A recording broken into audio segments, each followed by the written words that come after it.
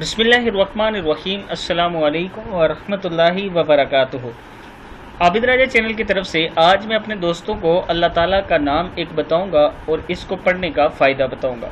उससे पहले मैं अपने तमाम दोस्तों से गुजारिश करूंगा कि अगर आपने अभी तक मेरे चैनल आबिद राजा को सब्सक्राइब नहीं किया तो ज़रूर कर लें।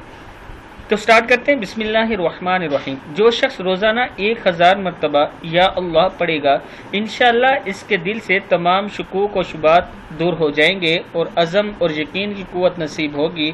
जो लाइलाज मर्ज़ हो, इसके मर्ज़ भी ठीक हो जाएंगे।